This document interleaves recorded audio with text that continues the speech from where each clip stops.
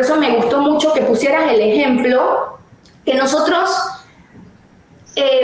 no hay, en términos de ciencia, pues la exactitud al 100%, pues prácticamente no existe, ¿sí? Cuando nosotros hablamos de inmunización y de un paciente en particular que ha tenido un desenlace desfavorable, tenemos que revisar todas las variables. Tenemos que estar claros si ese paciente estaba incubando, por ejemplo, el virus. Cuando yo aplico una vacuna, y no solamente aplica para COVID, sino para influenza, por ejemplo, polio, si se aplica una vacuna de TDAP, por ejemplo, ¿sí? Y la persona desarrolla enfermedad, yo tengo que identificar primero qué tipo de vacuna es de virus vivo o es de virus inactivado, o en el caso de las vacunas de mRNA, pues no hay ningún virus. ¿Sí? Volviendo al post-COVID, doctora, volviendo al post-COVID, ¿cómo yo puedo, se puede eliminar los síntomas del post-COVID con algún medicamento? ¿O hay forma de evitarlo? Exacto. Bueno, por ejemplo, se prevenir, ¿qué uno hace? Bueno, claro, ayer usted oyó, doctora, 4 veces. ¿Cuántas veces fue que exacto. Yo soy un paciente diagnosticado 4 veces positivo con COVID.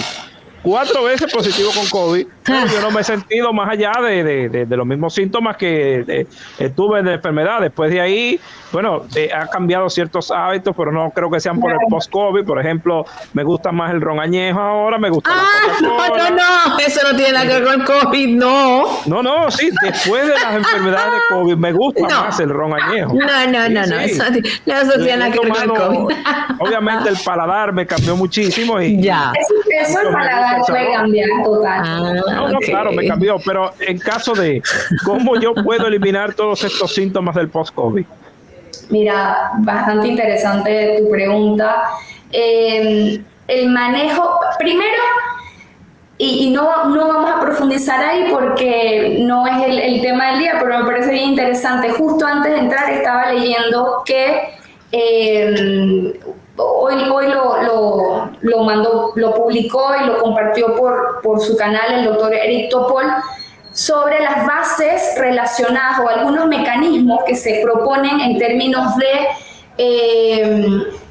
mayor susceptibilidad, ¿sí? Desde el punto de vista genético de algunas personas a no sufrir la enfermedad, como es el caso acá de la compañera. A mí tampoco me ha dado, por ejemplo, mi hija tuvo COVID, vivíamos en el mismo espacio y yo, pues, y nada. Creo que ni a Cavada le ha dado COVID tampoco, porque Cavada siempre vivía esquizofrénica. Con mascarilla.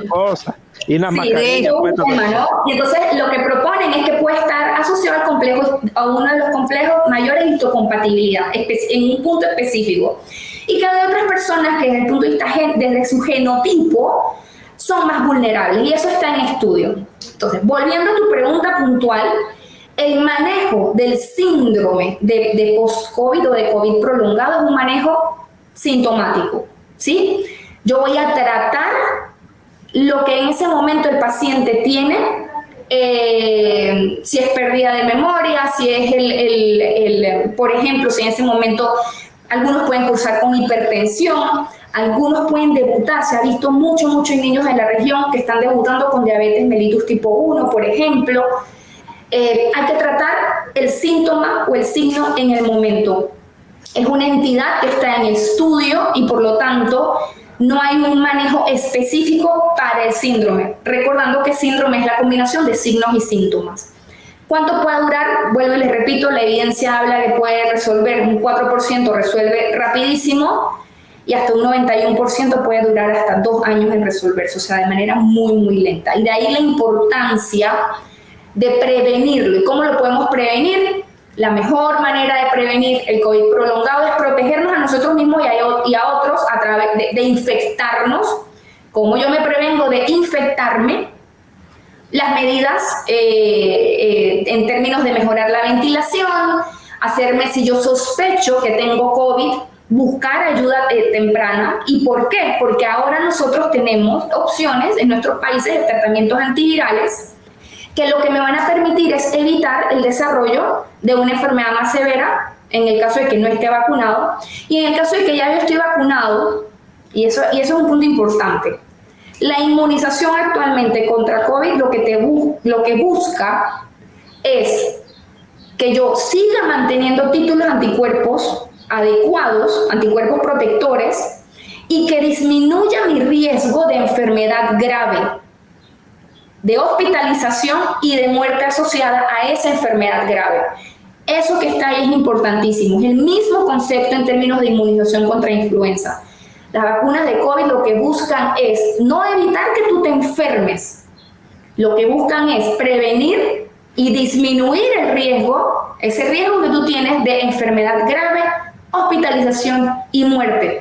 Porque se ha visto que las personas vacunadas, el riesgo, por ejemplo, de hospitalización y de muerte puede reducirse hasta un 2% versus un 17% en las personas que no se han vacunado. Y esto es data, ojo, esto es data obtenida de las bases de datos que existen en la actualidad. Entonces, la mejor manera de prevenir es colocándonos vacunas actualizadas.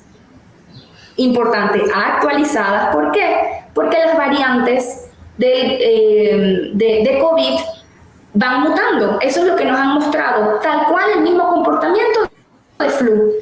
Ellas van variando. Hablamos en su momento de la variante de Wuhan, cuando empezó todo, después vino Delta, Beta, Alfa, Omicron, ¿sí? Y ahora tenemos subvariantes que requieren que se actualice la vacuna. Y cuando se actualiza la vacuna, ¿qué tenemos que hacer? Colocarnos la vacuna actualizada. Una pregunta, ¿el síndrome post-COVID también podría causar algún, digamos así, problema mental? O sea, esas lagunas que tú dices, pero sí, también podría causar la conducta en ese momento, sí. O sea, para hablar llano, y discúlpenme la palabra, ¿podemos volver loco a uno? Mira, es una muy buena pregunta y sospechaba que la iban a hacer, y aquí yo saqué algunos datitos también. Se describe que uno de los principales mecanismos, potenciales mecanismos, ¿no?, para esa afección neurológica puede ser esa disregulación del sistema inmune, ¿no? O sea, ya la formación de superantígenos. De hecho, se ha visto que hasta el 80% de los pacientes que sufrieron de COVID-19 van a presentar uno o varios síntomas neurológicos, siendo los más comunes en adultos jóvenes estos síntomas neurológicos que puede ir incluso como este zumbido en los oídos, lagunas mentales, desórdenes para dormir, alteraciones cognitivas, por ejemplo, y en los adultos mayores puede llegar a causar encefalopatías. O sea, es más común la encefalopatía, que es estas alteraciones a nivel de lo que es el encéfalo, toda la parte de su cerebro, producto de esa disregulación que vemos a nivel del sistema inmune, producto del virus, ¿no? Entonces, es súper importante al final. Es una lotería. Cuando nosotros hablamos de COVID prolongado, literal, esa es la lotería que tú no te quieres ganar. Y si ya tú tienes condiciones de riesgo de base, eres hipertenso, diabético, tienes enfermedad hepática crónica, por ejemplo, el 30% en un metaanálisis que salió también publicado recientemente, 30% de los pacientes que tienen enfermedad del hígado desarrollan COVID prolongado. En nuestros países, ¿cuántas personas no tienen algún grado de alteración hepática solamente por consumo de alcohol? Bueno, míreme a mí, que tengo una alteración en el paladar ahora y empiezo a tomar ron añejo. Ah, caray, ya usted sabe. Cosas de la vida. Doctora, cosas de la vida. Muchísimas gracias por esta interesantísima y reveladora conversación. Amigos, hemos conversado con la doctora Yamile Sandoval Sánchez, gerente médica de la unidad de vacunas de Asofarma. Con ella hemos hablado sobre el síndrome post-COVID. Todos los detalles, una condición persistente causada por el virus que se caracteriza por una variedad de problemas de salud, por ejemplo, fatiga, mareos y afecciones cardíacas, así como también reporta Ariel cambios en el paladar y problemas de salud mental. Doctora, no, gracias de verdad. Mira, yo no tomaba café, mira, Alba, y ahora tomo café también. Bueno. Eso tenemos que estudiarlo más a profundidad. Gracias, doctora. Un placer tenerla con nosotros. Gracias a ustedes por la invitación.